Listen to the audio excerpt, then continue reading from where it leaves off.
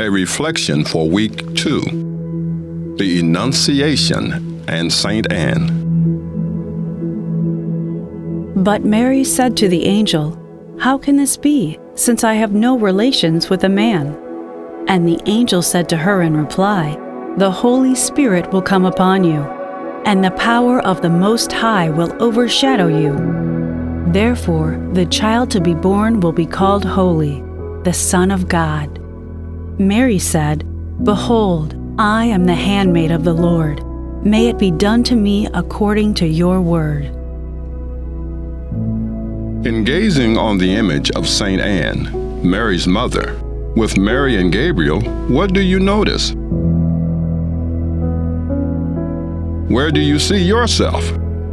Can you imagine yourself there? Maybe you stand next to St. Anne outside the door, or maybe you're a friend who was visiting Mary when Gabriel arrives. Wherever you are in this image, consider the perspective of St. Anne. A mother brings her daughter's laundry to her, a simple act of love, and encounters this most incredible sight.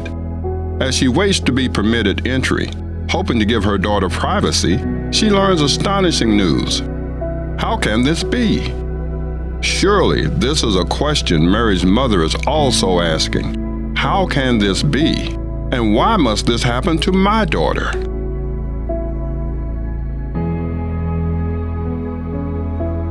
As any parent can relate, Anne is both protective and in awe of her child.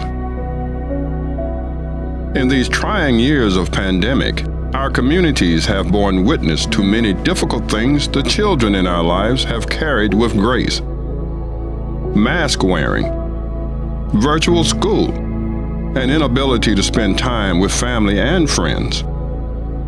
Not only have we stood in awe of their courage, but we have worked tirelessly to protect them from harm and encourage them in the face of uncertainty. Similarly, Anne hopes to support her child in whatever way she can, and especially in the uncertainty she faces in freely choosing to give birth to the Son of God. How do you imagine St. Anne comforting Mary in those first few moments after the angel Gabriel leaves her? Perhaps they sit speechless for a while, or cry together in wonder and fear. The story of the Annunciation is one of relationship and accompaniment. God reaches out to us, expresses a desire for intimacy with us, and then leaves us to freely choose whether or not to engage in relationship. However, we are never alone. Rather, we are offered accompaniment, support, and encouragement in the form of those who love us, and in those relationships with family and friends who are similarly seeking holiness. What is God asking you to bring into the world?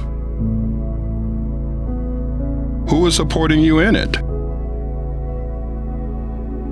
How do your own relationships with the St. Annes of our lives help us to better hold space for what God is doing in it? Conversely, how are you supporting others in their own journey toward holiness? Finally, when life feels difficult or impossible, whose accompaniment reminds you of God's desire for you?